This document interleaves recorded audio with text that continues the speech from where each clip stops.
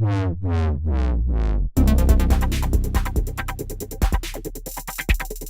right, welcome to Hashtag General, the show about things. We need a better tagline. Or maybe that should just be the tagline. The show about things. I'm down with that. Yeah. So, I don't know. Ignore me. I'm sharing the link to the show. So, I don't know. Did you have any, because daylight savings, it threw me off this morning. Did it throw you off at all today? Well, it threw me off last night because, last night we had a Apex LAN at my house. Nice. So, my dad's gotten super into Apex Legends. So we had a buddy of mine bring over his PC and set up on our coffee table because my mom is off on a trip, and Jenny and Samantha are also spending the night at her parents' house. And so it was like the perfect. So night it was to just do a night for like me and my dad sitting there by ourselves, going like, well, what are we gonna do tonight? And so I had my buddy bring over his computer, and we played squads with Apex Legends until like 6 a.m. But when midnight hit, I was like, cool, we got another like 5 hours of this. And then like, it was 1 o'clock all of a sudden. I was like, I completely forgot that was a thing. James had said something yesterday, and then this morning I just woke up and I was like, am I getting sick or something? I must have been super tired. I slept in way late, and then I was like, wait. Yeah. It's just daylight savings. Even waking up this morning, I was like, man, I'm so tired. And I was like, why? I've never been to come here for this show. I've never been this tired. And I was like, oh yeah, I've lost an hour of my life. No, I just wondered if you had any issues, because it was like Happy Mario Day, by the way, people. I completely forgot that was a thing. Oh, that's a thing. Yeah, I feel like every day is it's Mar 10, so it's Mario Day. Yeah, I get that. So go to Nintendo's eShop. There's tons of games on sale, and they're super cool. Yeah, no, I feel like everything has a day now. Like, every day is something day. I like it when they're creative. Like, Pi Day is really cool. That's coming really up in 4 days. Like, when May the 4th started to become a thing, that was also really cool. Also, Jenny's birthday. So and the best thing about it was that Jenny's never seen Star Wars until I forced her to, maybe like 5 years ago. Yeah. So she, like, never got any of the jokes. Now she gets the jokes? Now she gets the jokes. She loves them. She hated them before. Well, anyway, my only final note is I had this happen on the subway this week while I was on my way to work. Okay. So I talked to you about this. I think it was something we talked about when we were like doing early tests of the show that weren't broadcast. Maybe. Were about buskers on Metro, where people will be sit there and they'll perform, like play music or something. Yeah. And it tends to drive me nuts, because oftentimes they're either not great singers or they are very in your face about how they want money. This time it was like a group got on the subway and they were singing, and they were actually really good. And instead of going around being like, hey, if you feel like giving us money, they're like, hey, we're this guy, our band name is this, follow us on Instagram. That's awesome. And I was just like, I'm totally in on that. I'm like, I'm totally get on this, but I'm like, wow, social media has become literally the new currency. It kind of is when you think about it. You make a lot of money. Because they were sitting there, they performed, they're like, I forget their name of the band, but they're like, follow us on Instagram. And I was just like, you know what? That's actually clever, but I'm sure in a couple months when everyone else is doing it, I'm going to just be like, turn up the music on my headphones. Yeah. But it was still just like one of those ones where I'm like, I wasn't prepped for it. I was not expecting them to be follow us on Instagram, or like, because you expected to be like, buy my mixtape or give me money, and they were literally like, no, here's our Instagram handle. Have I told you about In the Streets? Have I told you that story before? So we were in Vegas for Evo. This was like Evo 2016. And so, you know, when you walk around Vegas, there's people that are selling their mixtape, like handing them out, trying to like get you to buy the mixtape. So we're staying at, I forget where we were staying. We were staying at Bally's because the tournament was at Bally's. So we had friends staying at the Luxor, so we like made the trek through the strip to go to Luxor. Spent most of the time there. Then around 3-4 o'clock, we were trying to head back home, but a couple of people with us were drunk. So it was like the great expedition to try to get them back to Bally's. It's kind of like if you've been to Vegas and you've been to the strip, it's kind of a trek to get from like Luxor to Bally's, because they're on two opposite ends of the strip. So as we're walking through, one of them, Scourge, who's the top Sonic player in San Francisco, go follow him on Twitter. There's a guy that stops him, realizes that he's inebriated, and tries to sell him his mixtape. And he goes, how much money you got? And so he pulls out his wallet, and the guy just takes the money and then hands him a mixtape. And then so I like pull him back. I was like, Scourge, what happened? He he's like drunk and he kind of just hands me the mixtape, and it's a guy named In the Streets, right? Oh my god! Right? So I'm like, whatever, In the Streets, fine, whatever. So fast forward, there's a ton of other stuff that happened, but fast forward, we're in the car, we're on the way home, and my buddy Ian is like, or puts in a CD, I don't know what it is, and we're listening to it. I was like, dude, this is really good. This is like fire. Like, what is this?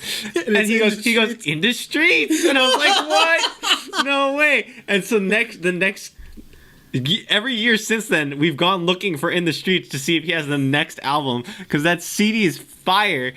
But I think he's gone forever, and I think he got picked up by someone, and he should, because that guy is real good. So if you know In the Streets, tell him looking. Please tweet at Chris. Tell him looking for hot tracks. No, actually, now you've told us. I remember hearing that story from In you. the Streets. I'm telling you, man. All right, so And it's also In the Streets. I apologize. There's no THE in there. There's DA. DA. In the Streets. All right, so to anyone who is watching, if anyone is watching, feel free to join the give a shout out on the topics in the comments. James will pass them along to me and Chris, so that way you can join the conversation. I have a sneeze that like won't leave me. It's very sad. Any comments about Chris's sneeze, leave them in the comments. Press F to pay respects. All right, so let's move on to games. So we're going to be talking about, this was on our agenda a couple weeks ago, but you weren't able, you had something come up last week. So, it hasn't been quite a month yet, but it's been at least a few weeks. But Activision Blizzard had a bunch of layoffs. Basically, I think the day after we had done a broadcast, we talked about potential layoffs, and they laid off 800 people? Yeah, 800 people. And for full disclosure, a lot of them are friends of mine, so I have a very biased view of this topic. I think the majority of those people were esports related. It seemed like, from what I saw, it was a lot of esports marketing. Yeah. Anything that wasn't, basically game development was left untouched, but anything auxiliary to that got some cuts. Right. And a lot of it was esports, because there's a problem now with the gaming industry and esports, sort of like the figuring out where esports fits into gaming budgets. A lot of organizations, a lot of companies see esports as a marketing tactic. There's a lot that don't. There's a lot that treat it really as like another business and really give it its due credit. But the problem that you're seeing now is that when it's treated as a marketing thing, it's very easy to cut, and it's very, if it isn't performing or if it isn't bringing in the numbers that you're wanting, then it's easy to just cut them. Yeah. The problem that you're running into now is that it's not just like if you're not watching the commercial and they cut the commercial, no one is affected by the commercial being cut, right? Like, there are auxiliary organizations and brands and players and people that rely on that esports ecosystem to survive, if that makes sense. Yeah, it isn't affecting just the people who got laid off. Right. So for example, when they cut Heroes of the Storm, right? And they're like, Heroes of the Storm esports is done. Like, we're pretty much done with that. Like, we're killing official Heroes of the Storm esports. All of those Heroes of the Storm players, managers, coaches, organizations that only run Heroes of the Storm are all now dead. That's an extra 300 people that Blizzard doesn't directly affect, but indirectly kind of just killed careers. Right? Yeah.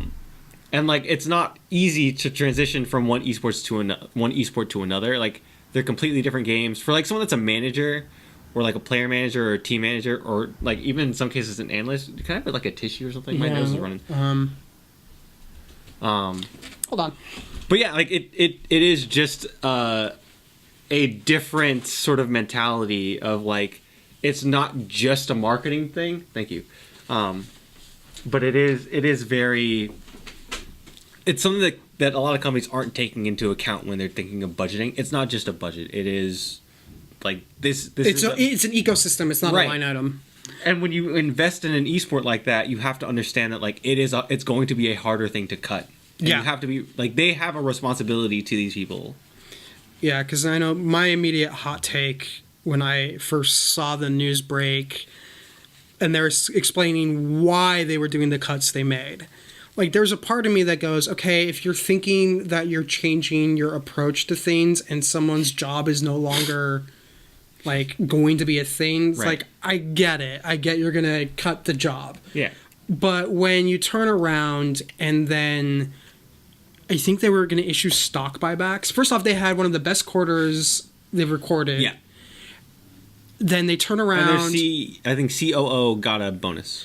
They get a lot of some money. got a bonus. They do stock buybacks, and the reason there's one of the schools of thought behind stock buybacks is it means that the board of the company has a bit more control and they are less beholden to their stockholders because the company owns some stock. Right. But at the same time, what this does is when you have a bunch of C-level executives whose primary form of payment is through stock, it increases the value of the stock they hold. They basically bought themselves a raise. Right. And they turned around and fired a bunch of people, which would also, because Wall Street likes doing stuff where they think it's going to increase the bottom line, it also increased the value of their stock. It basically is these people bought themselves a gigantic raise by getting rid of a ton of people, and it just scumbag. Right. Totally agree. Yeah, it just it felt very dirty. Right. To me. And it's hard because again, like, I'm super biased, so it's a thing of like, I'm super attached and emotional about it just because it's people that I've worked with, people that I know, people that I've sort of grown up with through this industry, and like people that I would consider family got cut. And like, it's hard for, like, I remember I called them in the morning and I was like, hey, whatever happens, like, we're all here. We're going to be fine. You guys are talented. They're talented people, and they were hardworking people. They are hardworking people. Yeah. And so termination from Activision Blizzard is actually death. Is actually death. But no, it's not that. But like, there were people like crying in the parking lot, like ready, like before they walked into the building, like crying and hugging each other in the parking lot. Like, that's not Blizzard. Working at Blizzard to a lot of people in the gaming industry is like a dream job, and like, it's sad to see that that's changing. It's sad to see what the Activision acquisition did to them. Because, I mean, the whole culture of that company is changing. It's like you said when Bungie got publishing rights to Destiny. Yeah. And they were going away from Activision. You're like, well, can this happen also to Blizzard? Yeah, and it's obvious now that that's not going to happen. Yeah. But, because, I mean, Bungie's one thing. Blizzard is like the money maker. Yeah. And you can't. They're not going to want to get rid of the big money maker. Yeah. Or it would have to be a gigantic buyout. Like, Blizzard couldn't go solo. Like, they couldn't do what Bungie's doing because their company's worth way more. They have to buy out a lot more. Basically, I think if Blizzard lost, or if Activision lost Blizzard, they would lose so much that it has to. It isn't like they can just walk away from it and call it. Yeah. But I mean, again, like, all of Blizzard's company culture is changing. The original guard that like everyone fell in love with is pretty much all gone, with Mike Morhaime leaving in, I think, May. He was leaving. So, like, you know, it's tough.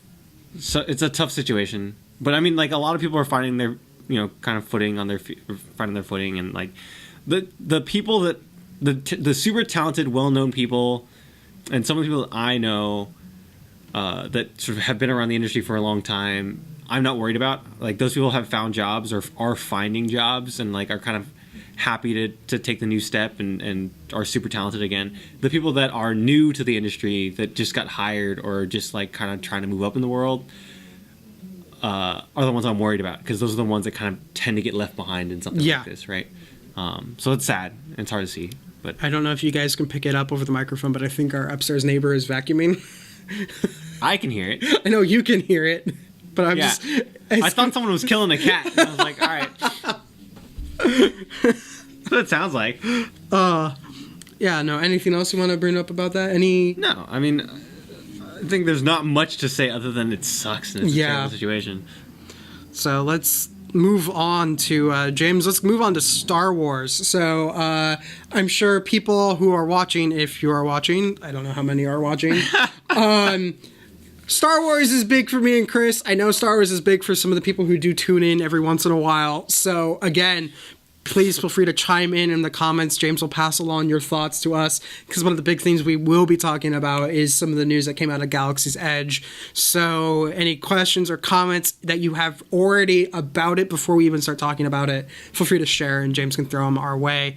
But I think the first thing is, it was a couple weeks ago, again, I think right before Oscars, but we got the news that Episode 9 has officially wrapped initial photography. So they're now in post. It's exciting. Yeah, because you and I were texting about this yesterday. Yeah, and I'm curious, because like we're not far from this movie. No, we're like less than 9 months away from this movie. This was something I got in a Twitter. I wasn't really a part of the Twitter conversation as much as I chimed in on Twitter. Yeah, but one of the things that I've been seeing a lot on some of the Star Wars conversations is how it feels like no one has an idea of what's going to happen in this. Like we have thoughts and ideas, but it isn't like when we went into The Last Jedi, as much as my expectations were completely wrong, I still was like, oh, this is going to happen, this is going to happen, this is going to happen, and I felt fairly solid about that. Right. This time I'm just like, I don't know, this might happen, I don't know, and that's kind of actually exciting that I really don't know and I think, what's going to happen. I think this is something that that J.J. Abrams did so kind of beautiful, or not J.J. Abrams, that Rian Johnson did so beautifully with Last Jedi, is it feels like the ending of A New Hope, where things kind of close circle. Not close circle because there's a lot more to come, but there's a thing of like, there's no cliffhanger.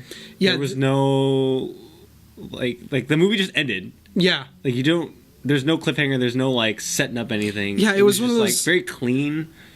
It was like, thinking back on it, I think Abrams made a comment that the reason why they showed Rey arriving and talking to Luke at the end of Force Awakens was because he wanted to feature that in the film. Yeah. And now that we've gotten Last Jedi, part of me is wondering, like, wouldn't it have been better if Force Awakens ended with Rey and Chewie leaving to go to Luke and then we never see him? Right.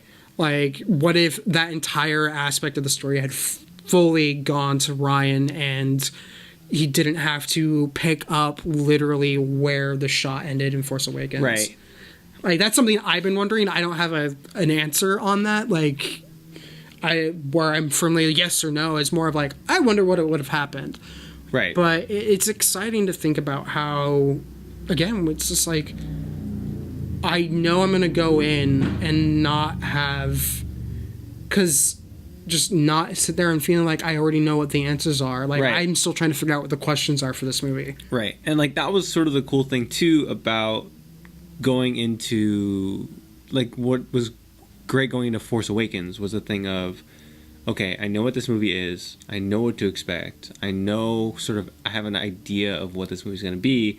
But there's so many beats in that movie the first time you watch it. And I think we've all seen it so many times by now that, like, we're kind of numb to it. But, like, Force Awakens did so brilliantly, not completely shifting like Last Jedi did, but, like, little twists on the Star Wars formula where you're like, oh, that's like, slightly refreshing. Yeah. Where, like, I love Last Jedi for, like, the complete opposite reasons, where it's like, this makes me super uncomfortable, and I kind of like this. Rian Johnson was willing to tell a story that I never thought Star Wars was going to be willing to tell, which is one where someone says, look, the Jedi are kind of not great. Yeah. But, like, it's great. I love both of them for different reasons. Yeah. And, like, that's really cool to have. And this one I'm so, like, in the dark of. I'm really excited to see where it goes. Like, but, again, it's Abrams, so I kind of have an idea. I know. Because it's Abrams, I kind of... Like, it's not a bad thing. I'm going to enjoy it, I feel like, but I feel like it kind of means some boxes will be checked. Right. But on that, because we've never talked about this, we might as well just kind of dive into it a bit. But I watched the first trailer for Last Jedi, but I intentionally avoided the second trailer. And after that happened, I'm like, okay, I'm not going to do it again. It wasn't worth, like, the just effort to avoid watching that trailer. Sure. But now it's because I literally have no idea. There's a part of me that's like, do I want to do that again, to where I go in completely... I don't think I'm going to be able to pull it off. I don't think it might even be worth going through a lot of effort, because I go see way too many movies that it's going to just be a pain in the butt to try to avoid the trailer. But I'm wondering, would it be the only thing nice? you could do, the only thing that you could do that would be cool would be like complete darkness. Like, you don't know the name of the movie, you don't know the poster of the movie, you don't know anything about and the I know movie. myself well enough to know I'm not going to be able to pull that off. Like, it's not going to happen. Well, just like your job in general, like, you just can't do that. No, like... But yeah, it's interesting. Or this show in general, there's no way in hell that I'm going to be able to avoid that. Like, my life has been set up way too much around stuff like that to where I can't just be like, oh, I'm going to be completely in it's like, it's going to be top page of Reddit, and I'm just going to be like, well, son of a bitch. Right. But no, let's dive into like the real big news, which is Star Wars Galaxy's Edge. I've been absorbing everything Galaxy's Edge. The moment because you shared with me the Gizmodo article, or IO9 Gizmodo article about it, and then a bunch of other companies afterwards have gone through and did kind of different. Nerdist has done some stuff. EW has done some stuff. StarWars.com even did some stuff, and I just was reading it all, and I shared the article you shared with me to like some of our friends, Kelly, Charles, and Jeff, and immediately I was like, can we go, guys? Like, can I live here? Right. And Jeff's comment was, I think we lost Logan. I'm like, no, I think you guys have just been borrowing me and we never knew it. Like, God, did you see the Hondo animatronic? Yeah, it's the same tech that they used for the Na'vi animatronic that they use in Animal Kingdom in Disney World. Yeah, I showed it because yesterday, Caitlin and I went to go see Captain Marvel. Right. And before we went, I'm like, Caitlin, you have to see this, because I was talking a bit about Galaxy's Edge. I'm like, you need to see this animatronic. And I showed her. She hasn't watched Rebels or Clone Wars, so she doesn't know who the character is. And I'm like, so this is a known character from Rebels and Clone Wars, who's named Hondo and you... I'm like, just watch this. And, like, of course, it showed, like, the thing where it's, like, all robot Hondo. And she's like, okay, whatever. And then it went to, no, this is Hondo with everything done. And she's like, holy shit. Right. Like, she's like, that looks so fluid and good. I'm like, I know. It's like, it's not going to be, oh, hey, here's, like, a figure that's all like, the way we... imagine animatronic. It's like, no, that looks... Well, like, you haven't been to Disney World. No, I haven't been in a long time. So, like, if you look at the Buzz Lightyear figure at Disneyland, Buzz Lightyear figure in Disneyland that's in the Buzz Lightyear Blaster Masters ride, that one's the same tech. The Na'vi ride and the Avatar ride in Disney World is the same tech. There's a Stitch one that's also the same thing. There's a Mr. Potato Head that's also the same in California Adventure in the Toy Mania area. So, like, this is tech that Disney's been doing for a long time. And so I'm assuming that these are going to be everywhere. Yeah, that's actually something... I'm still trying to find a source for it, but I was listening to, there's a Star Wars podcast, Full of Sith. Yeah. And they were doing their talk about Galaxy's Edge. And one of the things they commented, and I still need to verify this because I don't remember it in any of the articles I read, is that there are going to be multiple animatronic characters throughout Galaxy's Edge. That I heard the rumors of a Hera one. Really? Yeah. I didn't hear that one. That would be really cool. Yeah. I heard that because, like, you would think... So, for anyone who doesn't know, the world that they're building for Galaxy's Edge is that it's like a spaceport town. Like, it's a spaceport city of, like... We can... there's actually... They've been laying the groundwork for this. And some of the expanded material for a while. Like, there's a book that has it in there. There's a book that it's coming out that's all about this town. It takes place on... It's Black Spire Outpost, and it takes place on a planet called Batu, which I think the first canon appearance of it was actually in the Thrawn Alliances book that came out last year. Something like that, So they've been laying the groundwork for this area for a while. So it's not just a town. It's, like, literally a remote outpost. But, like, for like, just casual thing, like, casual, like, quick hit...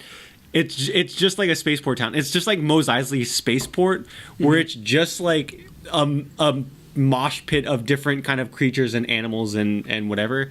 So I would assume in that case you would see a lot of the space pilot faring characters that we have. Yeah. Sort of more so in this area than you would anywhere else.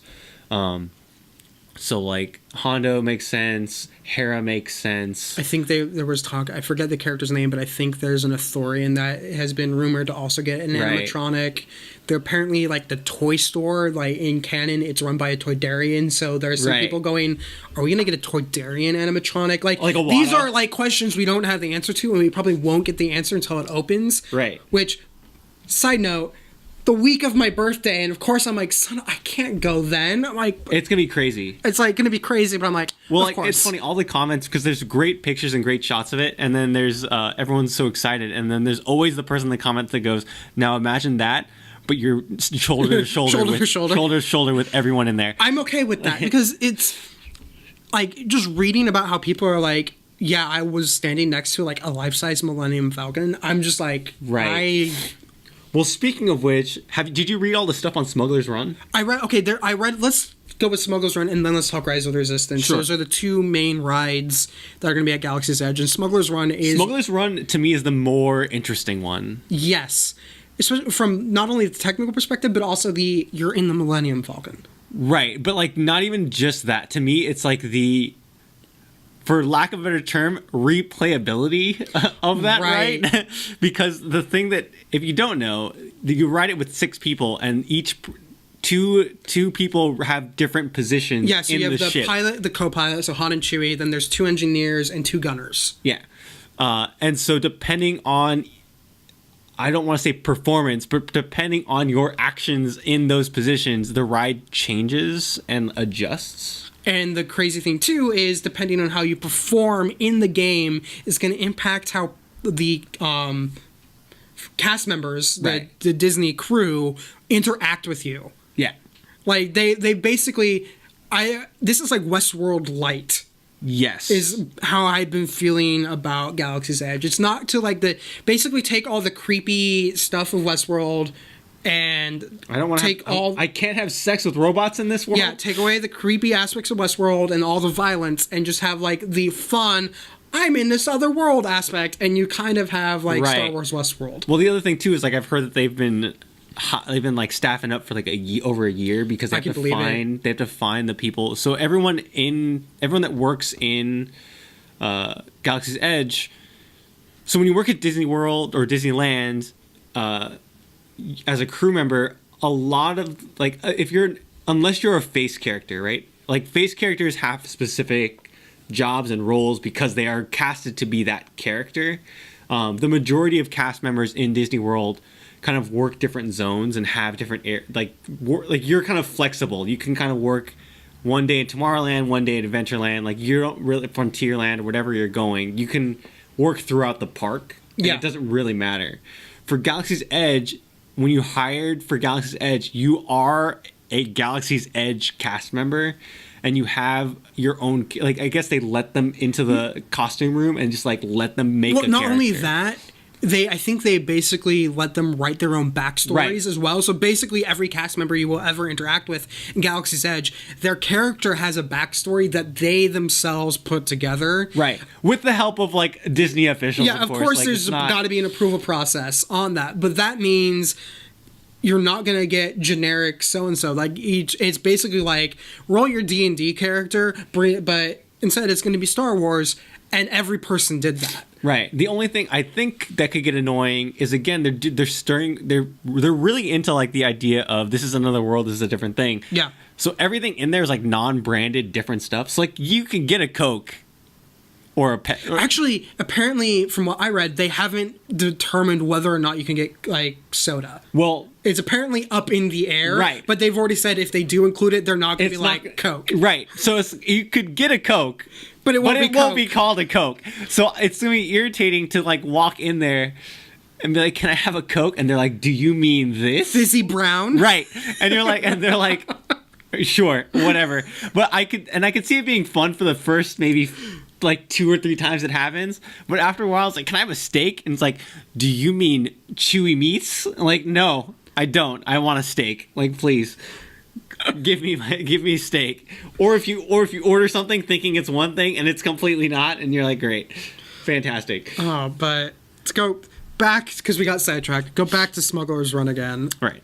So one of the things I found interesting reading about it is people who they took on the tour were trying to figure out how it worked because they couldn't figure out how, from what we can guess, is that there are multiple cockpits, but they've set it up in a way to where, as far as you can tell, as I guess the best way to say it is as the player, right? Because this really feels like it's an interactive it's game. an MMO, right? Honestly, it's an MMO, right?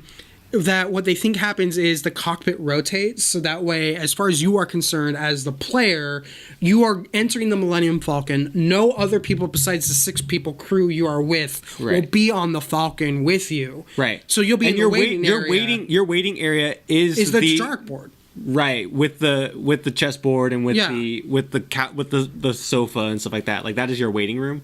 And then you go into the cockpit, and so you basically, as far as you're concerned, it is this completely seamless experience, right, where you're not running into a bunch of other people also waiting around the chessboard to get on the line, get on the ride. It's like it's just you, right.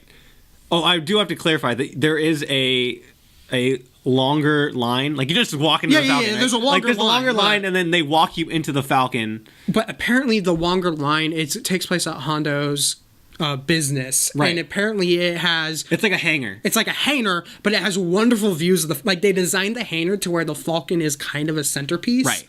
So where while you're waiting in line, you're basically getting like here's a 360 look at the Falcon all around, and with great window views and they designed it to be like a photo op, not just like at least that's what people are saying. It's just like a photo op, and very interactive, like screens and games and stuff like that. Like, so if you've ever been to Indiana Jones, if you've rode that ride before, and like the infamously long line that it has, and it has like the mini like pull this lever and you pull it and you hear Indy screaming at the top of the thing, they have that kind of stuff of interactivity around that line, so you're not bored the entire time. Like everything I saw basically said any place they thought there would be a line, they designed it in a way to where it would be an experience itself, right? Because they didn't want people to be like, oh, I spent all my day in line at Galaxy's Edge, right? But no, I'm honestly, like, because one thing I do like is, you're right, I think the Millennium Falcon ride, Smuggler's Run, does have replayability because you can just swap out roles. Right. But there's a part of me that's also very, like, I want to know, like, I know there's going to be nothing about, here's how you, like, the sneaky tricks on flying the ship. I'm just like, I'm afraid I'm going to, like, fly the Falcon into, like, the ground. I don't think that'll be possible, but I mean, like, I know it's gonna be like on rails on some level, but it's I'm just happy where I can go back into that line and do like we could go back as another crew and sit there. Like, we could, even with the same 6 people, we could go and ride at least 3 times, so everyone has a chance to do something different, and then again swap back and do it with different people and see like what that's like. I think it'd be a good time. Yeah. So the other ride is what's it? Rise of the Resistance. Rise of the Resistance. Yeah. Yes. So this one's interesting because of the runtime. Yeah, it's apparently like the longest ride Disney's ever made. It's a half hour. Yeah. That's a crazy long ride. And what's interesting to speak about for reference, Indiana Jones, which is sort of a similar style of ride that they're doing here, is about 7 minutes. Yeah. So this is long, people. But what's I find interesting, first off, to go back to like the thing with Smuggler's Run, where it's like you're waiting in a hangar and there's obviously a lot of places where you can get really cool photos of the Falcon.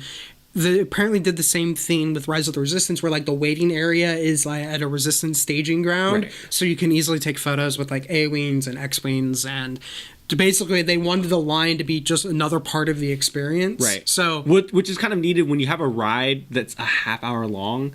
I don't know how many kind of stations they're gonna have, or how many vehicles they're gonna have. But even if it's a large amount of vehicles, like what's a large amount of vehicles? Maybe I think Indiana Jones has maybe 8 or 7. So say it has 10 vehicles, and I think it sits 15 from what I'm seeing in pictures, and I think Indiana Jones also sits 15. even if that's running 100% of the time and running 150 people a run through, at half hour a ride, you're gonna be sitting in that line for a long time. Yeah. Like, so they need stuff to like carry you over, and like I think that investing in that waiting area is gonna be huge. And it seems like from a lot of what I've read, it seems like it isn't just invested in that area. They basically wanted to treat each line as if it was its own experience, like not necessarily a ride. Separate to Galaxy's Edge, right? Yeah, like where it's not gonna necessarily be like, okay, I'm stuck in line waiting for a thing, as much as you enjoy what's going on around you, where the line itself brings its own unique experience. Right. The only thing that I could see being a problem is, again, like Smuggler's Run, the third time I'm on there, I don't care about this line anymore. I want to just get through. And that's where it's going to get kind of irritating. What I find interesting, so first off, with Rise of the Rebellion, is you do get interactions with Finn, Poe, and Rey. Mm-hmm. So again, like to go into like the granular, like the theme we would nerd out about and be like concerned about is we are basically have been all but told this takes place between episode 8 and 9. So this is basically immediately after The Last Jedi. Which is interesting because this ride, or the Galaxy's Edge, opens up in the summer. They've already released release dates. Yeah. So it opens up before episode 9 comes out. Which means I have to go before episode 9 comes out. Or you just need to go on YouTube and watch a ride through of the ride. No, I need to go on the ride. What's this YouTube nonsense? No, and so you interact with their appearance by them. There's also an appearance by Kylo Ren. Yeah. I've read that Disney was apparently working on tech to where when you are shot at by blaster fire, they actually have figured out a way to imitate blaster fire, so it isn't just like, oh, look at the cheapo little glowing lights. It looks like actual blaster fire, right? Which who knows how that works or if it's actually effective. But I would assume it's maybe the same tech that they used for the 3DS, where it's like lensless 3D. Yeah, it could be something like that. I don't know. I'm looking forward to seeing how it works. But yeah, it's a 30-minute ride. You leave Batuu. You go. That's a long time, man. Yeah, you are. At one point, you're on a Star Destroyer. You are then. It's one of those things where I don't see it being like Smuggler's Run, where you want to do it multiple times. I think it's a one and done. I think it's a one and done. It or might at least be one a trip. One a trip. Yeah. But that's a long time. It's a long ride, but it's still like.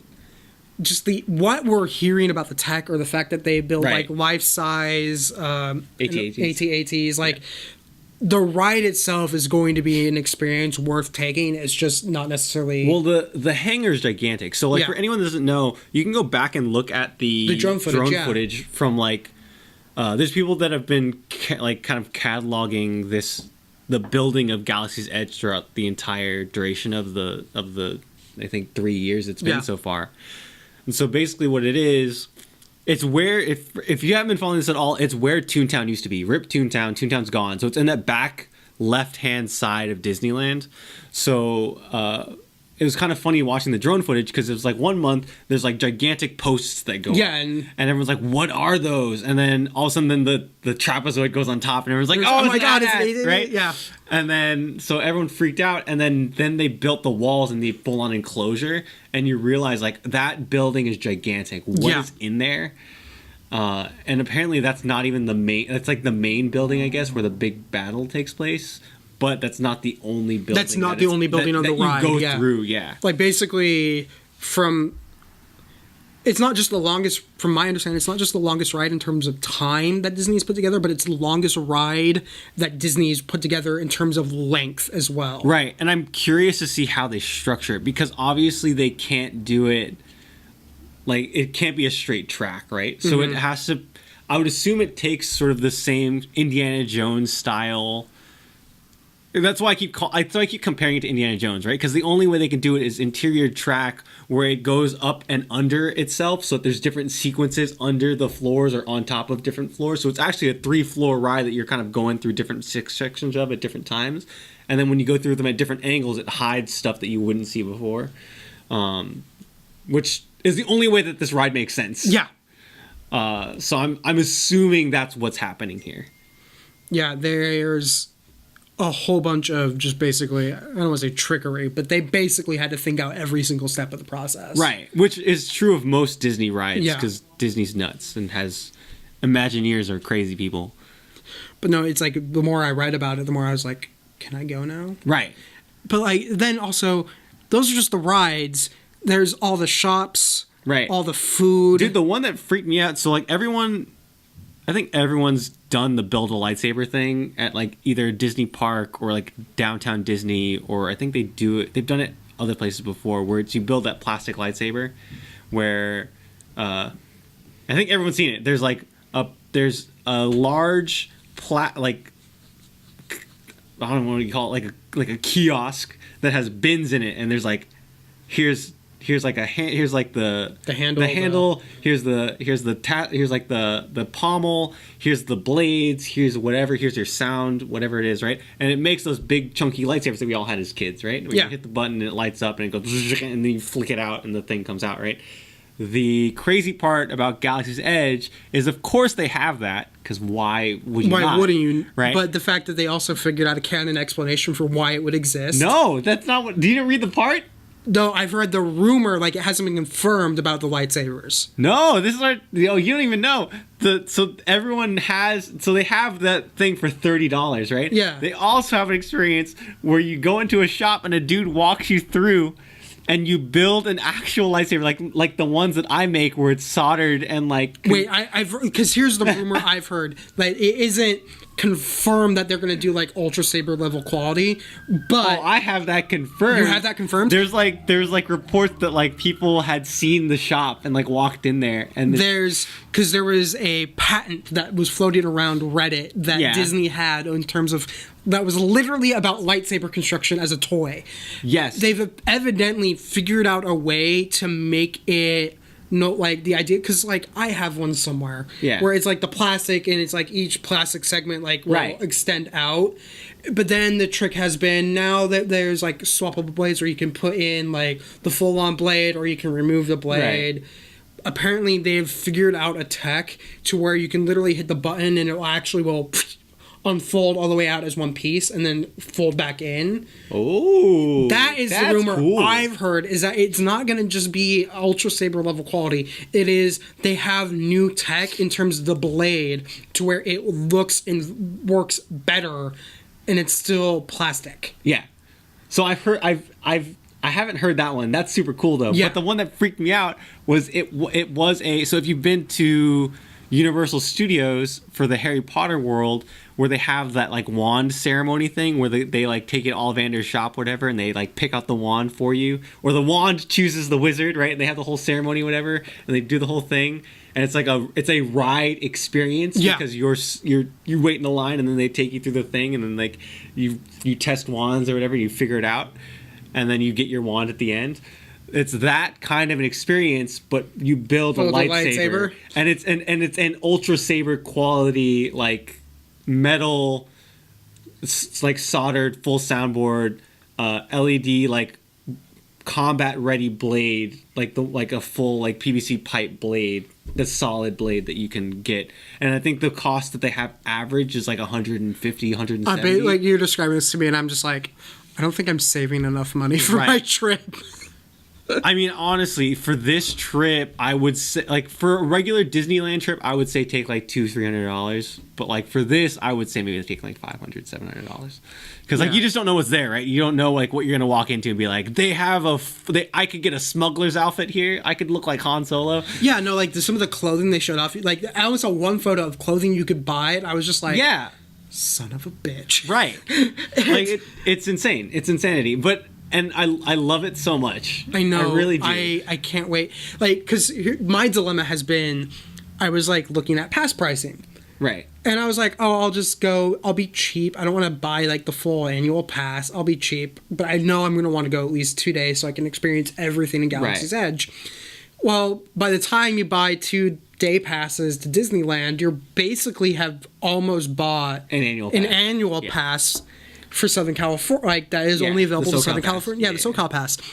The problem is the Soul Calibur Pass only works like Mondays through Thursdays. Yeah. During the off season, which is fine, unless you work Monday to Friday 9 to 5 work. Then it's immediately like, well, I need to go up a pass. So I'm like, well, what if I go up a pass? And I was just like, that's where it gets expensive. That's where it gets expensive, and I was just like, oh god. I know if I bought one of those passes, I would totally go enough to make it worthwhile. I just don't want to spend the money.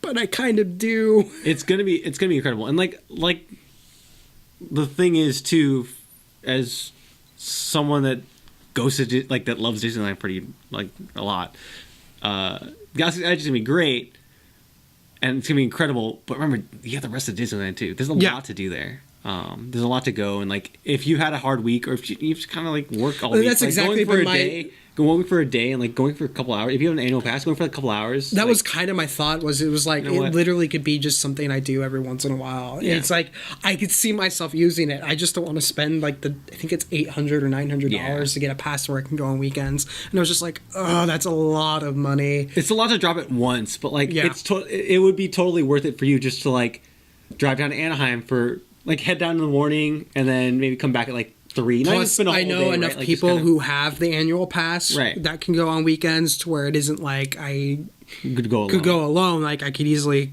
go with other people, but it still was just like, it's just a cool place to hang out. Yeah. And like, you know, I had a teacher once that had an annual pass and would go down there to just like ride a ride and like read a book and whatever, like just kind of sit in that world. It's kind of fun.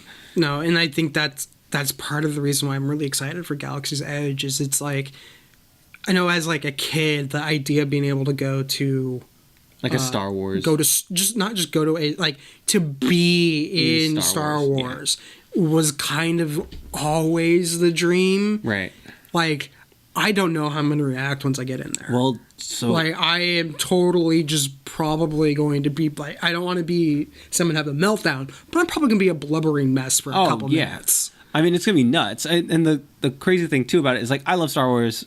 It's awesome, but like, if you're picking fandoms, like I'm like a Marvel kid, right? So I'm a comic book kid, I'm a Marvel kid, and so the rumor is that after Galaxy's Edge is like up and running and ready to go, it was like Marvel's next. Yeah, and that's like, the rumor. I'm crazy excited because they've already started doing stuff with Guardians. They've already started doing stuff with a little bit of Avenger stuff in California Adventures. So I'm waiting to see what they do there.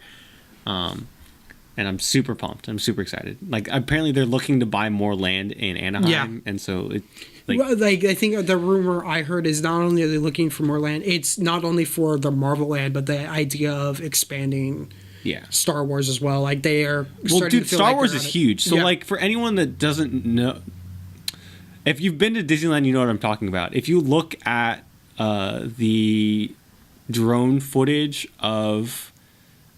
if you look at the drone footage from the Galaxy's Edge shots, right, you can see the corner. So again, it's that back left-hand corner of Disneyland, right? So it's right behind Tom Sawyer's Island and behind the lake.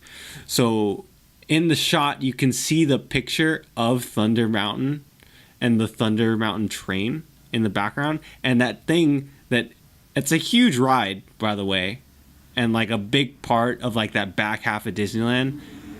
That thing looks small in the pictures of the drone footage. Yeah. Okay. So you can imagine how massive that land is. And it's funny because I always remember Toontown being kind of like a shitty small place. Because like Toontown's one of the oldest areas of Disneyland that just never got a refresh. And it's one of the more kind of iconic classic places to go. But it was so old and so like everyone knew Toontown that it just seemed very small. And a lot of the rides in Toontown were internal and like built on older tech. So a lot of the tech are like bigger, bulkier things for like a lot less value or like spatial value.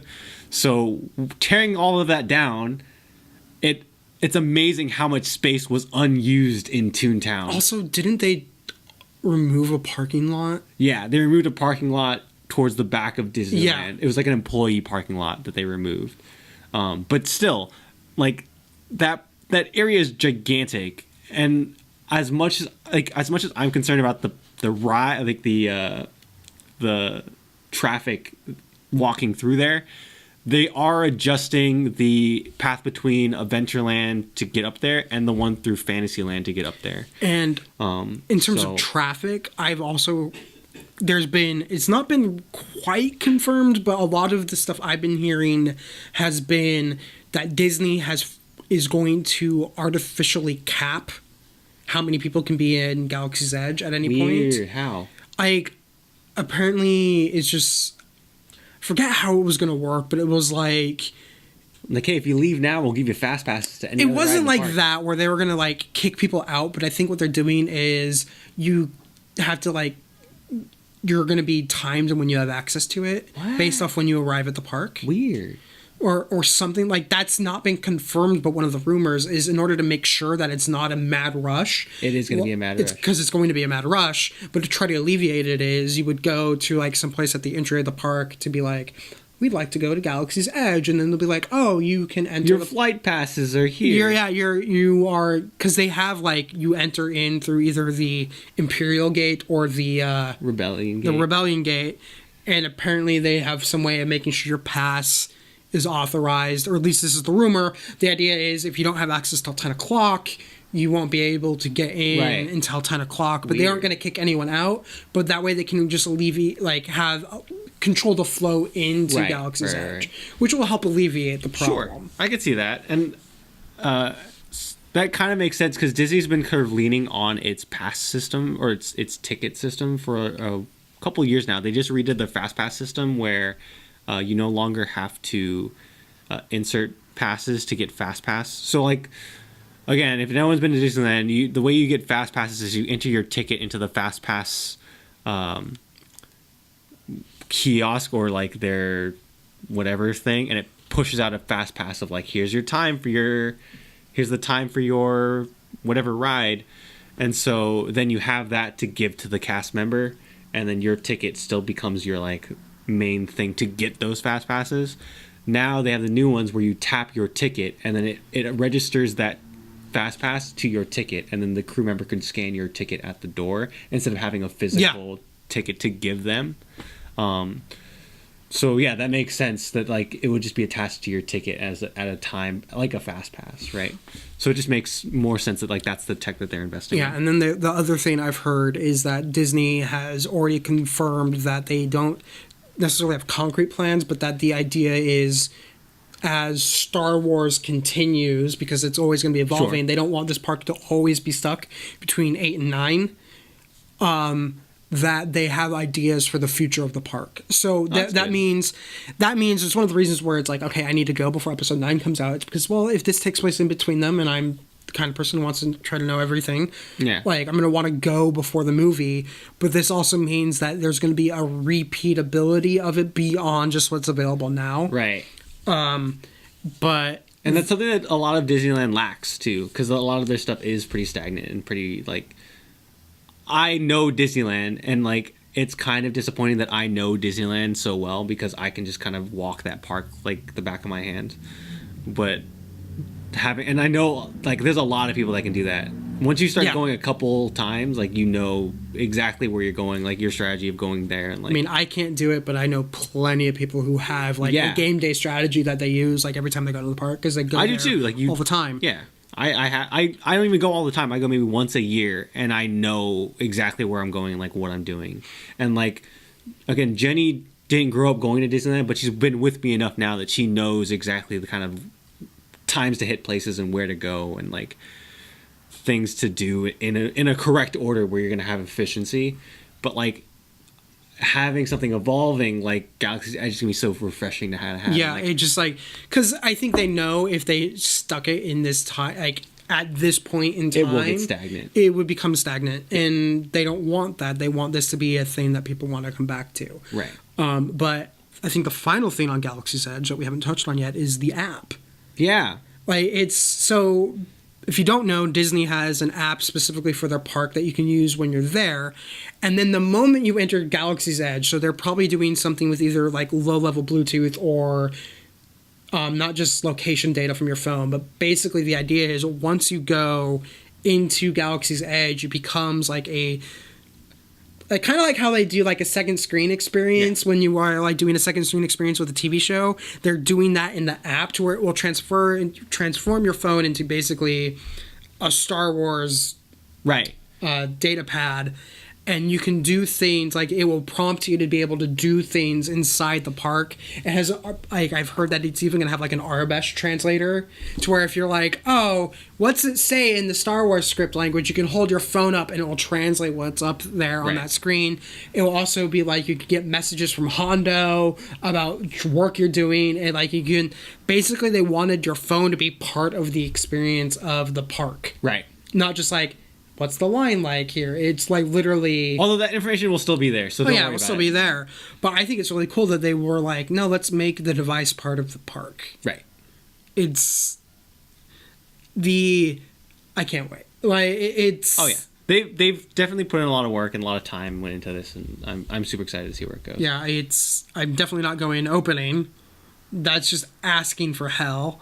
They've already... Basically, Disney's already placed restrictions. Yeah, on that day. On, like, pass holders, I think, to where you have to, like, reserve a spot for the first 3 or 4 weeks. Yeah, I think I would give it till... Because it comes out in the summer. I'd maybe give it till December or even, like, January of next year. Of, like, they've gotten probably the kinks out. They understand how this runs, like... Yeah, I'm thinking personally I'm going to go September, October, just because I do want to go before the movie. But at the same time, that's, I think, the one point where I'm guessing since everyone's in school, or it's started school again, that's the one point where I might be able to actually go and have it not be a complete zoo. You'd have to go during a weekday. Weekday, and then... Yeah, you would have to go before Thanksgiving too, before all the holiday season. Yeah, exactly. So I'm trying to figure that out, but it's just like the more I hear about it, the more I'm just like, I can't wait to go. It's gonna be great. Like maybe we'll make a day of it. We'll make a date. We'll have a date, Logan. Sounds great, bae. So yeah, I can't wait for Galaxy's Edge. But let's move on. Do you want to do TV or movies? I don't know. Wherever you'd like to go. All right, let's go to TV just because that's where it is on the note. Sure. James, you ready? Yeah. I think he too has the sniffles. I could hear him going back and forth. I don't know what happened, man. I was fine all day, and I walk into this house, and you guys get me sick. Well, it's like... How's the cold going, by the way? You had a cold. It hasn't been a cold. It's actually just been allergies. I've been taking Claritin like constantly for the past few weeks. Is there pollen in this house? Crazy amount of pollen. Yeah, I don't know, but I know a couple people were sick at the office over the week. It's just like something's going around, but yeah. No, I've just I forgot to take the Claritin one day, and just immediately by 2 Your o'clock, face swelled up. No, my face didn't swell up, but 2 o'clock, I was just like, why am I just so exhausted and just not in it? And I'm like, I didn't take the Claritin. But. Anyway, in terms of TV, the big news, if you guys want to join in, is Lord of the Rings. We finally have some concrete news. I want to say for really the first time beyond Amazon bought the rights. Until now, it's all been Amazon bought the rights and they're doing this, we think. Right. And we can finally remove the we think from it. They have confirmed that the first Lord of the Rings series is going to take place in the Second Age of Middle-earth. For those of you who aren't aware, what this means is most likely there are two big stories that they can tell. First off is so if you're familiar with the films, Aragorn is said to be a descendant of Numenor. You have the big story of Numenor where it becomes corrupted by Sauron and his teaching that they basically declare war on the gods. Yeah. And the earth gets bent.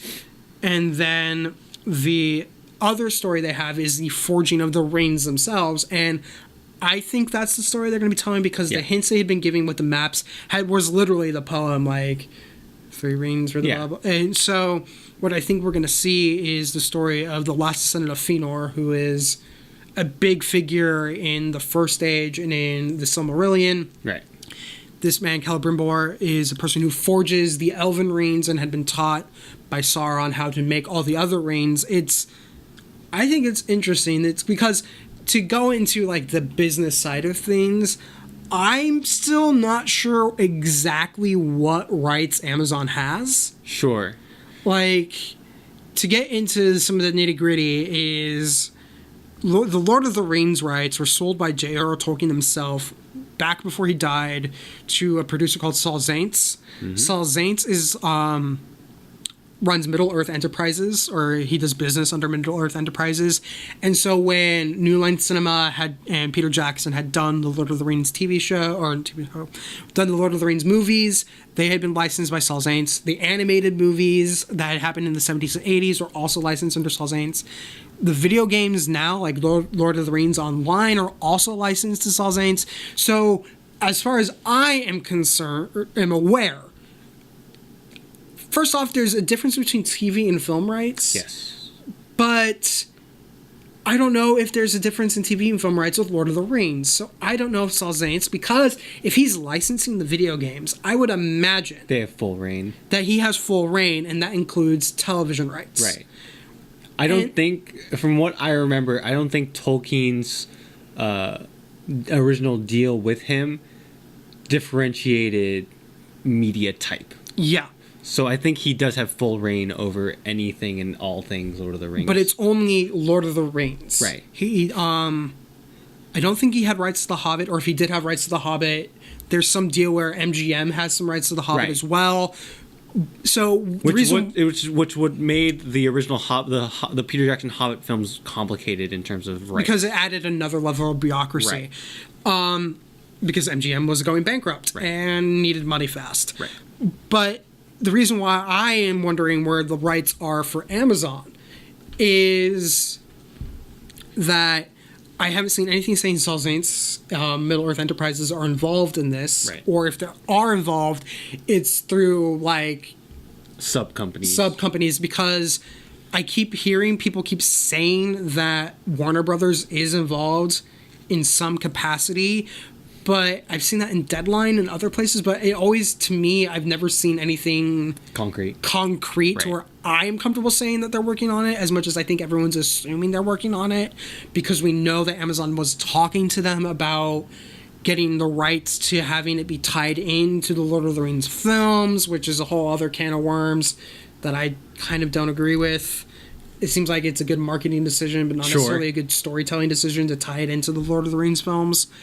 But they will. I think they will. I mean, and that's why I kind of agree with you too, that like the story they're going to tell is the one of forging the rings and like, sort of that, using that as a basis.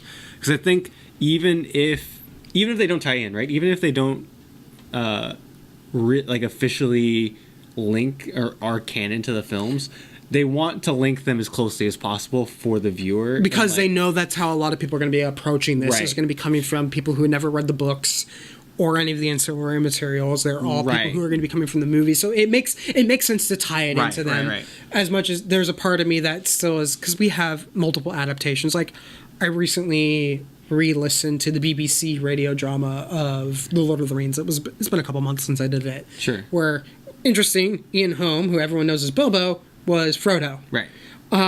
In the radio drama. But there's that. There's the animated cartoons from the 70s and 80s. And I was like, I would even say Lord of the Rings Online is also another example of another group taking an approach of an adaptation, because that's not based on the movies at all. It's just based purely off the books. Right.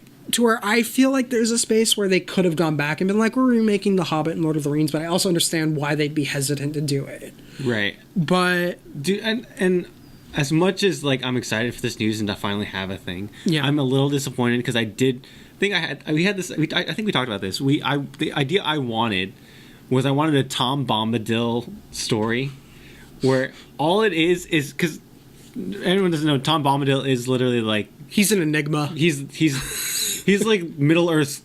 I don't want to say God, because he didn't create anything, but like he's just kind of there. We don't know, like, basically, like, he's like the omniscient, right? Like to go really into it with Tom Bombadil.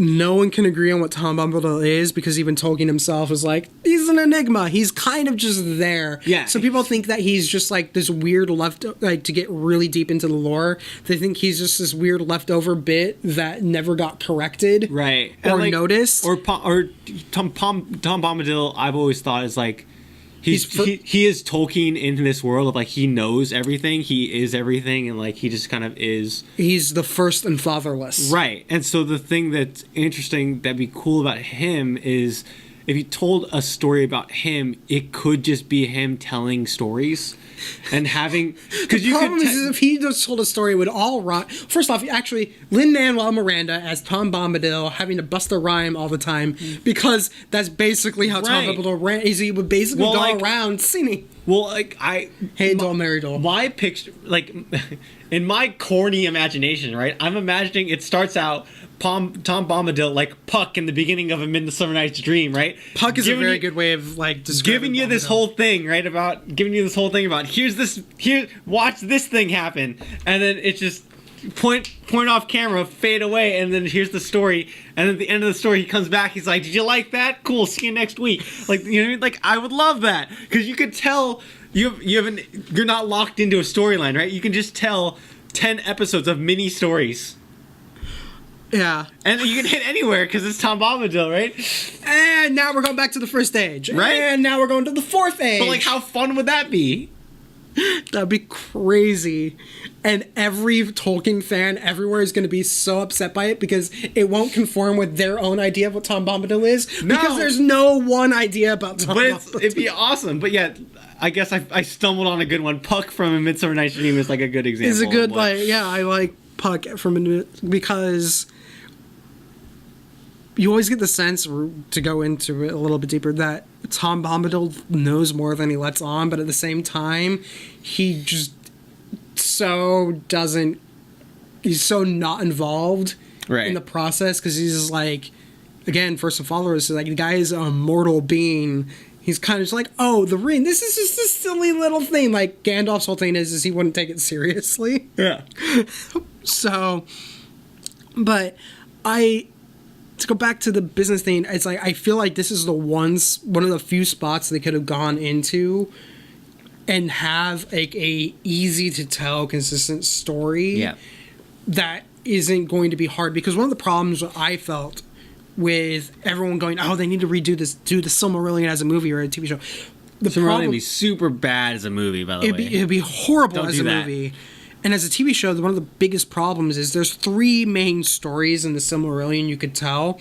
You have the Fall of Gondolin, you have Beren and Luthien, and then you have the Children of Húrin. Yeah. The problem is, as much as there are a bunch of characters who are recurring within them, and there's a whole bunch of other things you can tell, you have characters who are super important to the lore who only appear in those stories because the Silmarillion takes place over millennia. Yeah. And you have some of these characters who are human and only live to be 70 years. So they might be important at this one point in time, but then they won't appear again. Meanwhile, all these other characters like Fëanor and his children will be appearing throughout the entire saga. The thing with Lord of the Rings, you'd have to do an anthology. The thing with the Middle Earth lore that you have to realize, if you're not a book reader, if you're not like a Middle Earth person, the thing you have to realize about Middle Earth lore is like, most of the time with lore, it's all about the details, right? It's all about like the tiny little minutia. It's like if you're like a Harry Potter fan, like it's like whose wand was this, and like or what does like it mean? how and every character in the Star Wars in the Cantina at Mos Eisley has a name. Yeah, like everything like that, right?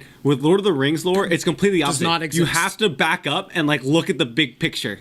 The Silmarillion is the story of Greek mythology, all of it, from kind of a distant perspective. Yeah. Is the best way to describe it. If someone was to describe to you, like, not just the Iliad and the Odyssey, like all of it, like everything that ever was written about Greek mythology, and you needed to have it in a single book form, would be the Greek mythology equivalent to the Silmarillion. Like you literally jump in, follow like a really important person for like a day, jump away, come back to them in like 30 years, come back to, in like 100 years after their impact was done, and then like keep going. Like that's exactly what it happens, and it's a lot. Yeah, like the it's only hard. way you could like I said, there's 3 stories you could kind of get a series out. Yeah. Of one season. Yeah. You might have recurring characters from the other. Everything else would have to be told as like an anthology. It would kind of work like if anyone's seen Slumdog Millionaire, where this is a stretch, where it's like Slumdog Millionaire, where you'd have to have like 3 different versions of the actor. And then, and so basically you're going to need to find the Lord of the Rings equivalent of Who Wants to Be a Millionaire to frame the story. Yeah, to frame the story. And that is Tom Bombadil. I think you figured it out. But you know what I mean? Like, it's the only way to do it where you would have to, like, have an overarching thing to, like, kind of tell this framework story. Because you can't just jump from date. Like, that's how much time it covers. And, like, Slumdog Millionaire is the perfect example where it does a great job with that movie of, like, covering about 20 years pretty in depth over the course of like an hour, and then it catches you back up to modern day where like you spend the last half hour with like the actual story. Yeah, because I think the one advantage to go back to what they're doing with the Second Age is a lot of the storytelling that's going on is, first off, at this time the men of Numenor, and women, but they always were referred to in the books as men of Numenor, have a very long lifespan. So you can have a character exist for 200 years. Yeah. Who's human, which wasn't a thing in the Silmarillion. It's a whole other lore aspect that we won't go too deep into. So you have that advantage. You also have the advantage of most of the main protagonists from the story they're going to tell, if it's about the forging of the rings, are going to be elves and dwarves and Sauron. Yeah. And dwarves, again, live hundreds of years. And a lot of elves are immortal. Like, Elrond's still there. Yeah. Like, you can still bring Elrond in there. A lot of, like, Gloim is still in there. Like, there's a lot of characters that you would know. Or who have been referenced, like Durin. Right, Durin's in there. And Galadriel's in there. Right. It's like a lot of the characters people would most recognize. They're there in the Silmarillion and in the First Age, but they're never like a key figure. Like, and Kate Blanchett is down. Yeah. She's down. She's always down. And she'll do anything. So you have the advantage there, because since you have the central figures who are more or less mostly immortal at this point, you can kind of tell that story over a longer period of time, have it take place over hundreds of years, but you still use the same actors. Right. I think it's the one place they could go and one story they could tell that wasn't in the Third Age that ties into the story of the Third Age. Yeah, it's the Rings. And that's the Rings. Yeah. So it makes sense that they're going there. As much as I still would love to see like The Hobbit and Lord of the Rings told as a miniseries, this might be the one move Amazon can make that isn't just a rights fiasco. Right. Because it's simple, it's easy, it's clean. It's simple, easy, it's clean, and you don't have to deal with it roughly connects to the films, so you're good. And you don't have to deal with the level of bureaucracy. So I'm interested to see how it goes. It plays out, and I'm sure we'll learn more. Yeah, but I'm excited. I'm ready. Yeah, it wasn't until they're like, yeah, welcome to the Second Age, because when the maps first, because they were tweeting out maps that were getting like small incremental changes, and everyone's like, this is Second Age. And I'm like, are they really going to go to Second Age? I don't see it. They have to. And then the more I thought about them, I'm like, okay, no, it makes sense. They have to. Yeah, but prequels work. They've been proven to work. Yeah, it's a safe move. Yeah. Because I think the only other thing they could do, again, it's to retell Lord of the Rings, and that's just going to be a mess. But again, like prequels, Rings are prequel. Like Rings are the perfect prequel to this whole thing. Yeah. Basically, The Hobbit's the perfect prequel, but like whatever, you know what I mean. Basically, we're getting the 7-minute. This is what happened before the Fellowship of the Ring. The little prologue. Yeah, like we're basically getting the prologue as a TV show, with more depth. Yeah. All right. We got a throwaway line. We got a throwaway line turned into a Star Wars movie with Rogue One. So true. Take what you can and run with it. All right. Let's move on to movies. So, if you have any thoughts you want to share about the Oscars, feel free, because I'm sure, based off if anyone actually watched me go on for an hour about the Oscars last time, the film I didn't want to win, that I won. You didn't like Green Book? Okay, here's the thing with Green Book. And it's the thing I think I discussed last week, but... I thought it was okay. Just like, give me the TLDR. The TLDR is, it's okay. It is, of all the Oscar bait films that got made and released in the past year that were obviously aimed at, this is going to be an Academy Award nominee. Yeah. I'm surprised this is the one that got the nomination. I feel like, honestly, I would have expected to go On the Basis of Sex, which was the one about Ruth Bader Ginsburg. but it's fair for like all Oscar bait films. They're well put together. They're good, but they're not great. No one's going to be watching this when they do in a film theory class in 20 years. No one's going to be showing Green Book. Right. I think they are going to be showing Roma, and that's why I was like, Roma should win. I agree with that. But of course, apparently Alfonso Cuarón can only win Best Director and never win Best Picture, because this is the second time that's happened where he's won Best Director and lost Best Picture. But he won like it was a great night to be Alfonso Cuarón. Right. But it's still like the elusive Best Picture. Well, I mean, it's a curious thing. I think the thing with Green Book is like a perfect storm. Yeah. Of like great actors. Mahershala Ali is like super hot right now, so like that has going for it. It's a fun film. It's a very it's enjoyable to watch as a film. It doesn't challenge you. Right. It's just kind of brain candy. Yeah. Or not brain candy. Not eye candy either. It's just kind of like it's safe. Right. It's like cotton candy. You just kind of like sit there and eat it. It's fine. Again, I think it's very well acted. I think you have great actors in there. Yeah. I think it's an okay written film. I think everything you're saying is right. It's just a perfect storm of like, this is fun. I enjoy this. These are great actors I like. They're acting really well. Cool. There's a good chemistry between him and Viggo Mortensen. It's one of those movies that is like, you watch it and you're like, this is totally aimed at the voting audience. Right. And it succeeded because of that. Right. But then we go into my always corollary thing about Oscars is it's like prom. Right. No one's going to care in 5 years who won prom this year. So unless you're trying to get a job and you can put that on your resume. Good job, people. Way to go. The only other bit of Oscar follow-up is, have you heard anything about what Spielberg was pushing on? The Netflix Academy thing. With Netflix. Yeah. So if you aren't aware, Steven Spielberg basically is pushing to say that streaming films should not qualify for the Oscars. I think he's scared.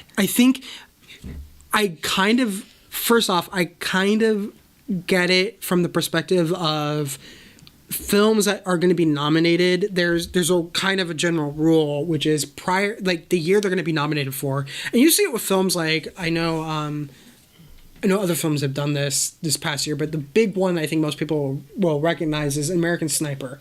What you do is it needs to play in theaters in New York, LA, and I think Toronto. Mm-hmm.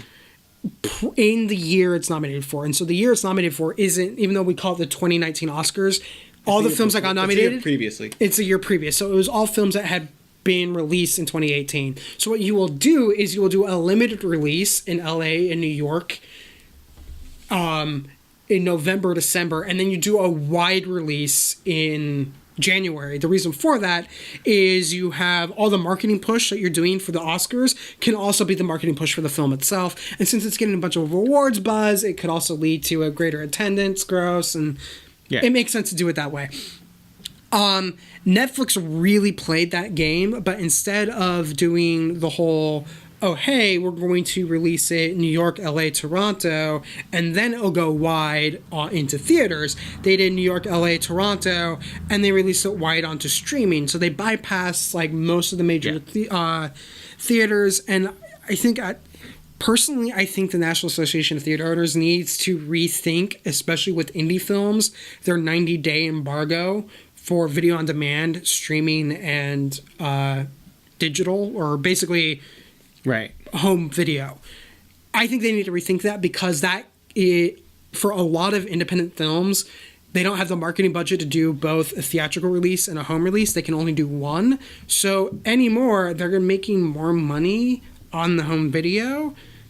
They just would like to have it in theaters. So they're basically long-term kind of shooting themselves in the foot. Right. I think they need to change it to where it needs to be shorter for certain films. But in terms of being nominated or being eligible for award season, I think that's dumb. Yeah. And I think that shows a lot of fear. Yeah, I don't think Netflix should be banned. I don't think Amazon should be banned. I think, if anything, the Academy should pressure the National Association of Theater Owners to be like, hey, for some of these films, you need to allow the window to be shorter. Like, we're not saying do it for Star Wars. Yes, Star Wars should be in theaters for 90 days before it gets home video. But Roma, probably not. Right. And the reason Alfonso Cuarón wanted Roma to be with Netflix, the reason he ultimately went with them, is his argument was, I knew that he's like, I know this can go into any distributor will pick it up and push it and for Oscars. It's like his concern wasn't the Oscars or theater. It was people seeing it, and he's like, I'm going where the audience is. So I think Spielberg is being a little short-sighted the same way I think the system kind of needs to update and adjust. Steven Spielberg's getting old, people, and he's showing it. Yeah, it's like, I can see there being like a rule stating that there needs to be a window, kind of like how the theaters have a window. Yeah. With National Association of Theater Owners has the 90-day window. Have it be a 30-day window where it can't be on streaming. But I think Netflix only had it in theaters for like 15 days exclusive for Roma. Like, I can see there being a rule about that. Sure. Because, you know, part of the craft is in the exhibition of it. So, yeah, there should be something like that. But that doesn't mean you carpet walk out. All the stuff you're mentioning is all business related stuff and stuff that doesn't, like, for his argument, no, his argument doesn't make sense. Yes. So yeah, no, it's just another one of the scenes. But I think the final thing, and this is something you want to talk about, is originally we were going to try to talk about Captain Marvel. We can talk about it a little bit. I haven't seen it yet. You haven't seen it yet, so I'm thinking maybe... so first, let me ask you, did you like it? Yes! I liked it. I enjoyed it. Is it? So I've heard that it's the best Marvel origin film since Iron Man 1. Thoughts on that statement? I haven't thought about that. I think counterpoint would be Guardians of the Galaxy. Okay. I think might be a stronger one. Okay. But it's in that vein. But it's, I will buy that argument. It's a step above Thor 1, Captain America 1, obviously. Yeah. It's a step above maybe Doctor Strange, Black Panther. I think here's in the the problem. Strange camp. Here's the problem I think with that argument is Marvel films have been very consistent. Yes. Like, they have a formula and they know how to use it, to where this works in that vein, to where I'm having a harder time ranking the Marvel movies. Right. We should do that one day, because I have... What's your number one? Because my number one hasn't changed in a long time. And I don't see it changing anytime soon. I think it's probably still Winter Soldier. Yeah, see, there's no way. Nothing touches that movie. It's like Captain Marvel's fun. It's a Marvel movie. It's like it delivers on your expectations. Because for anyone that doesn't know, I'm a huge Captain Marvel fan. I have been for a very long time. I think Logan's only exposure to Captain Marvel comics and like Carol Danvers comics has been me forcing him to read these. So you haven't really had much. True. You haven't had much exposure to the character. No. Unless I've made you read comics about her. Yep. Like, did this... Obviously, you went in with an idea because I've made you read comics. I knew like, the basics of the backstory with Marvel. Yeah, and you know her, like, she's kind of a little brash and a little kind of fiery, right? Like, so were you satisfied kind of knowing a little bit about the character, or like not knowing the character at all, like walking in there and being like, she's fun? I was satisfied she was fun. Okay, fantastic. So I enjoyed it. Don't really want to go too deep into all of the bullshit going on around with I'm not going to touch that because that's dumb. Because it's fucking dumb. I already bitched about it last episode. My thoughts and opinions on stuff like this are going to be in written form at some point. Right.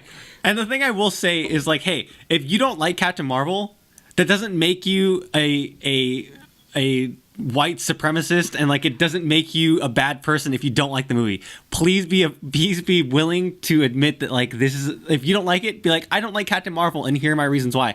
Don't be like, I don't like Captain Marvel because Brie Larson doesn't like white men. Like, don't do shit like that. That's not cool. But if you don't like the movie, generally be honest, like, that you don't like the movie. It's a problem I think we've been, like, I think this is a problem the community in terms of just geekdom has been having for a while, where there is a difference between objective criticism criticism and you being an asshole. Right. And people thinking that them being an asshole is objective criticism, and it's not. And also, if you really love the movie, that doesn't mean you're forced to be a feminist. You can have whatever opinions you want, but this is just a movie that you can either like or don't like. Don't be, you're not a shill if you like the movie. It's like these people who make these arguments, these people who go around and review bomb a movie, I've gotten to the point with them where I feel like there isn't a bridge high enough for them to jump off of or a dildo big enough for them to sit on. And to be totally honest, kink shaming is wrong. Don't do it. If you like doing stuff with a dildo in your butt, that's fine. It's just these people, the only thing they should ever fuck is themselves. Just if you're doing it... Pro fact, make sure that you're using one with the flared base so it doesn't get lost. Also use lube. Just saying. I have a lot of friends that are doctors and they tell me stories and it's horrible. Just flared base, people. Yeah, basically, it's kind of how I'm getting to with this group, because there is a group and they're doing it with a bunch of different things, and I've kind of just hit the point where I just want to tell them all to go fuck themselves. Right. I posted this on Twitter a couple of days ago too, or actually yesterday. So again, big Captain Marvel fan. The happiest thing about me is so Carol Danvers and Captain Marvel kind of been in the shadows a little bit as a character for a long time. And so it was very hard to find merch. Now there's a ton of merch. I have a lot of it. I spent way too much money, whatever, but I have a 3-year-old daughter. So it's super pumped. I'm super excited about it. And so I got her a Captain Marvel jacket. That's awesome. It's by Her Universe. Her Universe makes all of the female merch for superhero it's stuff. Ashley Eckstein, who voices Ahsoka. Right. So from Star Wars. It's a great company. They make amazing stuff. Now that I have a daughter, she has a ton of that stuff. It's real bad. I have a problem. It's fine. No, you don't. I've seen the pictures. You don't have a problem. She looks amazing. So she loves the jacket. She loves superheroes. So I have a Spider-Man costume that I wear. So anytime she sees Spider-Man, she goes, "Daddy," and she points at it, and she points to me. And so it's great. It's really cool. She thinks I'm Spider-Man. It's awesome. I'm not gonna tell her she's wrong. That's fine. But so she wears that Captain Marvel jacket, and she demands that she wears it all the time, which is great. Are you saying you're not Spider-Man? I could be.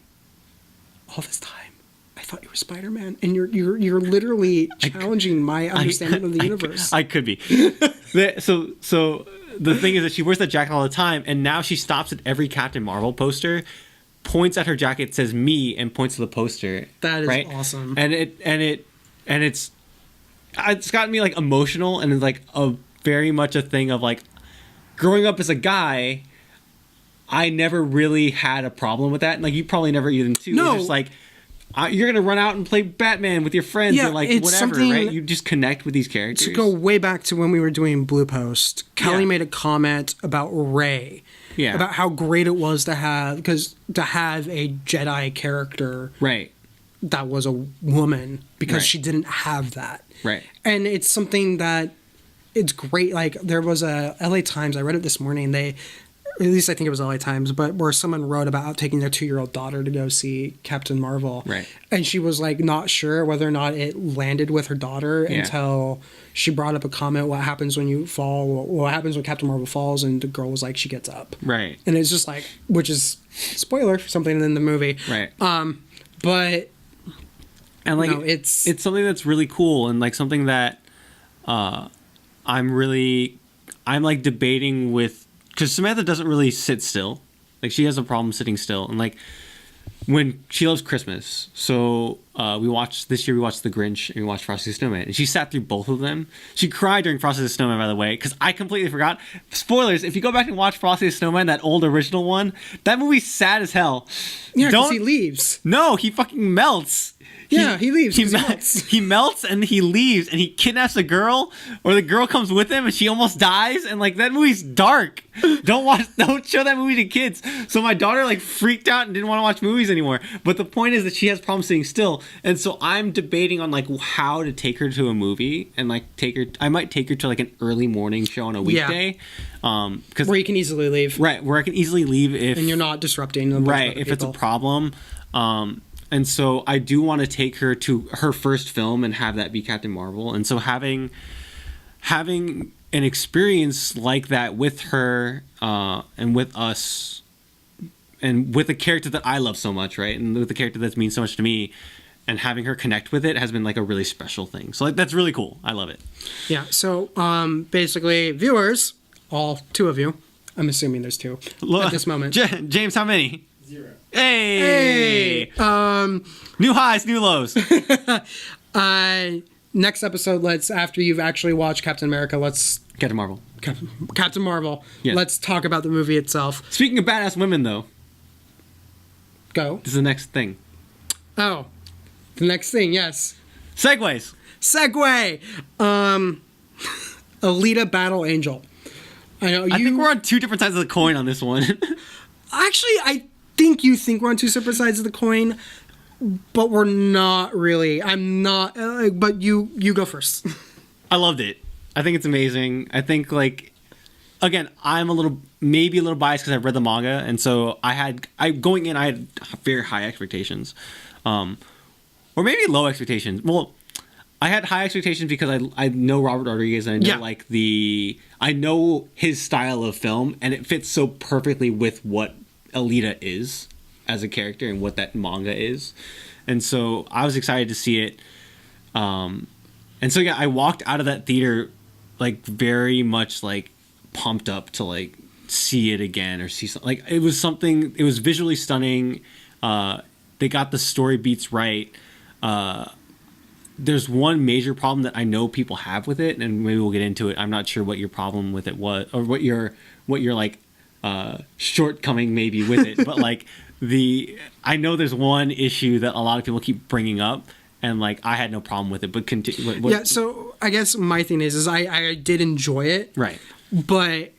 And this is entirely something that I've put in the mark of this is a personal thing for me, not a detriment of the film. Right.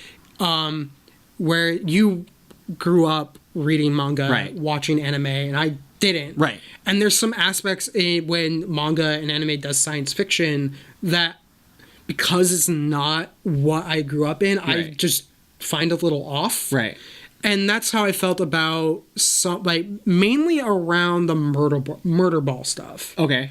Where it's just something that I don't mind it when science fiction has it's a very Final violent. Fantasy thing. It's a very It's I don't have a problem with violence in future sports. I think if you're gonna have a future dystopia, you're gonna have some form of gladiator game. Sure. But whenever it's always but it's gonna be on rollerblades and all that stuff, a part of me is okay, you're doing this to be cool. And that was really the only thing I took issue with. Right. Because I like the fact that this had hints of dystopia, but wasn't afraid to be bright and colorful. Right. And I like Robert Rodriguez's work, and I could see him in the film, and I enjoyed it. But I wasn't oh my god, I love it. Right. But I think a lot of the reasons where I was oh my god, I don't love it is because of me, not the film. Right. And I don't think a lot of people have the objectivity to say that their issues they have with the film are entirely personal preference. I think that's valid. And that's how I felt about the film. It's I wrote my little short review on it. My comment was, if you love manga science fiction, you're going to love this movie. Yeah. If you don't love manga science fiction, you might not. Right. I enjoyed it for what it was. Right. I thought it was it was fun. Yeah. I want to go read the manga now. Right. I'm down to watch a sequel if it ever gets made. Right. Which is basically up to the international box office. Go team go. But I'm surprised it didn't do better here, because I think the marketing was off on this film. I think the marketing was a bit off on it, but I think the problem, to get again really just deep into the business side of things, the domestic market has a level of saturation now in terms of competition for eyeballs. Sure. That didn't exist 10 years ago, 20 years ago. I watched this and I was man, I could totally see this movie being you couldn't do some of the things they did, but I could totally see this being an 80s movie. Yeah, definitely. Totally could see it. Yeah. And I was just man, too bad it's coming out now. Right. Because it's not an established franchise and it looks really like this is aimed at an international audience. Right. And it's just harder to sell this type of item, big budget, crazy special effects, sci-fi. It's just harder in this market to do it, right? To sell it, and I think that's really ultimately not a downfall. It's the fact that this hasn't crossed, I think, 100 million domestic yet isn't a sign that the film is bad. No, I'm a little surprised that it hasn't done a little better. But yeah. So the issue that a lot of people had with it that in my opinion, is a problem that a lot of, when you're doing adaptations, a lot of adaptations do wrong, in my opinion, is they take, like, here's the story of a manga and they try to condense it down into 2 hours, right? And they just squeeze everything in and they pull out what they don't, like, they pull out things just to make it like a through line. Well, that's right. Adaptation in general, yeah. Right. But what Robert Rodriguez did here, which is wonderful and I love, and I know a lot of people felt like it was disjointed. Like, I heard the word disjointed a lot in a lot of reviews and a lot of feedback. It was that the movie has chapters. It has a manga format where he didn't just take 4 chapters of the manga and squeeze them together and pull stuff out. He literally took each chapter, condensed it down into bite-sized chunks. So you can tell there's parts of the film where it like fades out and fades back in of like, here's a new chapter, here's a new day, right? So like the first chapter is her finding out that he's a battle, or that the doctor's a battle whatever, a hunter, whatever, right? So like that's the first chapter, and then the fight in the street, right? The fight that they have in the street with the thugs, yeah, right, where she kills the first 2. Like that's one chapter that like that's where the first chapter of the manga ends, right? So that's like one like beat, and then like it has a build up, a climax, and an end, and then it goes and it fades out, and then it goes to the next day, and the next day is her, I think, learning murder ball, and then going to like I think that's when she finds the suit, or no, that's when she starts to, she becomes a battle warrior, right? Yeah. Then it has a climax and then the end, right? It falls. Then they do the thing of where she fights, or she finds the suit and then he won't put her in it, and then she goes to the bar, right? She goes to the bar and then loses the fight and then gets put in the new body, right? That's the climax and the end. Then you go to the final bit where it's like the murder ball thing, the murder stuff happens, and then she goes to fight the main boss, and then falls back down, and then that's the end of it, right? Like there's full on chapters in this movie that if this was a normal film or a normal like adaptation, they would just take out a lot of those like smaller moments and then just let it run the through line from her to Marshall Ali, right? Like, yeah, there's the clear line, right? Where this really wasn't that clear line. She had different beats throughout the film. Yeah, like I, while watching it, never would have gone with disjointed. Right. Personally. But I've heard that a lot in a lot of reviews. Yeah. And I could see how you could see it that way, but it's so different than usually my only criticism I would have had about the characters was the fact that the relationship between Hugo and Alita wasn't explored a little more. It just was like, it's something that I feel like you can't really do anymore. Like, if this had been, again, where I'm like, this is kind of like an 80s movie. Yeah. If this had been an 80s movie, no one would have been like, oh, the characters are almost like instantly a thing. Yeah.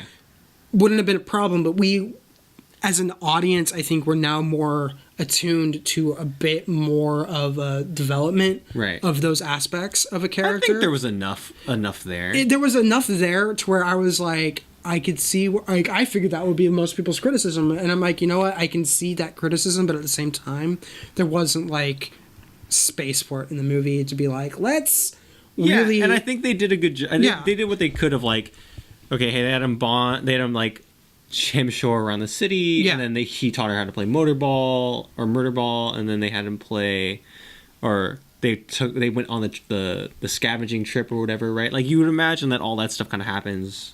And then they have the kind of moment where I think they kiss and stuff like that, and then they go from there, right? I think it goes like there's enough there before they're like an actual thing. Yeah, there's enough there built up, but like they didn't just go instantly into relationship mode. It's not. But it's like not it basically was like, not Anakin and Padme. But it's like you could tell like from get go that this was like, oh, this is going to be the and they didn't necessarily feel any need to put obstacles up, or to me Anakin Padme is the big one of like, come on, I haven't felt this way in years, Master, or whatever, or it's like I haven't seen her in years. It starts the movie with that. Yeah, I haven't seen her in years. It starts the movie with that. Oh god. And then they literally go from nothing to like, oh my god, I can't be around you because you're so intoxicating.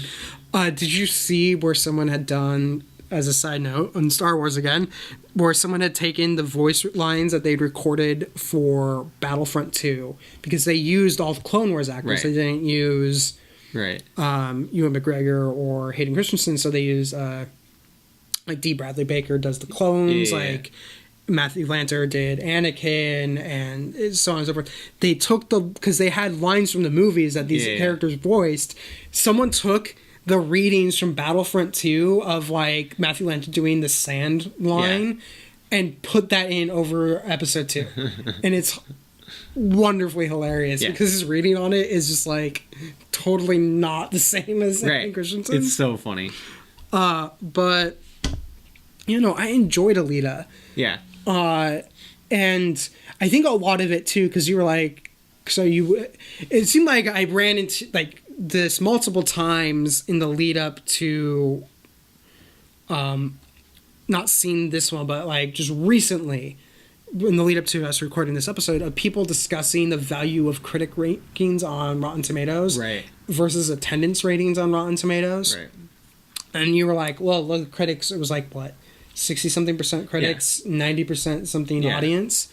And I think one of the problems people have is they try to treat Rotten Tomatoes as if it is this definitive gospel of whether or not a movie is good or not. Yeah.